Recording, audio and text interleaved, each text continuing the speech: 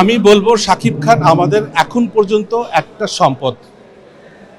শাকিব খানকে কে কিভাবে ব্যবহার করছেন সেটা চলচ্চিত্র নির্মাতাদের উপরে নির্ভর করে, কিন্তু শাকিব খান একটা সিজন অ্যাক্টর, একমাত্র নায়ক। শাকিব খানের উপরে এখনো বিশ্বাস করে, শাকিব খানকে বিশ্বাস করে এখনো হাজার হাজার লাখ লাখ লোক সিনেমা হলে যাচ্ছে। এই হল কমে যাচ্ছে। তো আমার কথা হচ্ছে, আমাদের এত কম জিনিসের উপরে আমাদের এত অবস্ট্রাগল, এত কিছু থাকলে তো হবে না। আমরা এমনিতেই ক্ষয়ে যাচ্ছে আমাদের।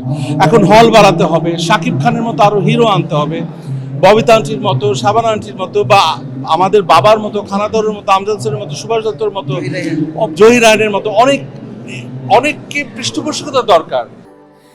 স্যান্ডেলিনা সো, রূপচর্চায় আভিজাত্য। আমরা শিল্প সংস্কৃতিটা পৃষ্ঠপোষকতার অভাবে ভুগছি, সোজা কথা। এখানে এত কৌণিক করা যাবে না। রাজনীতি নিয়ে এত রাজনীতির কাছে, হ্যাঁ, এখন কেউ যদি উইলিংলি বেশি করেন, উনি নিজেই বুঝবেন যে আমি বেশি করে ফেলেছি, আমার প্রফেশনের থেকে আমি বেশি করে ফেলেছি। এটা তার নিজস্ব একটা ব্যাপার। কিন্তু আমাদের কাছে বাংলাদেশ বড়, এবং এই বাংলাদেশের কারণে শাকিব খান আমার সেটে ইতোপ্রেমে সে একটা মুক্তিযুদ্ধের ছবি করেছে, এবং শাকিব খান যে ডিরেক্টরকে বোঝার যে জ্ঞান, যে চর্চাও করেছে, যে স্ট্রাগল করে আসছে, এটা অনবদ্য। আমি বারবার বলছি যে শাকিব খানকে নিয়ে আমরা চলচ্চিত্র নির্মাতারা বিভিন্ন ধরনের ছবি করতে পারি। শাকিব খানের ব্যর্থতাটা অন্যখানে, আর আমাদের চলচ্চিত্র নির্মাণ হচ্ছে না, আমাদের ব্যর্থতাটা অন্যখানে।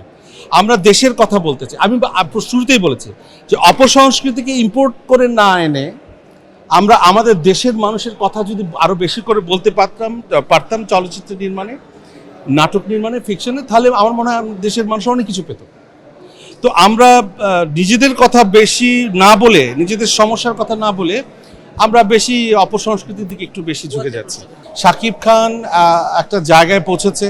শাকিব খান আমাদের শুধু একটা কথা কি, শাকিব খান শুধু আমাদের দেশের না, সে কিন্তু ইন্টারন্যাশনাল নায়ক হিসেবে হয়ে গেছে। উনি পার্শ্ববর্তীত্ব করেছে, হয়তো আমি জানি না ভবিষ্যতে হয়তো আরও অনেক শাকিবের অনেক ভালো করে সুযোগ আসবে বিদেশিদের সাথে কাজ করার।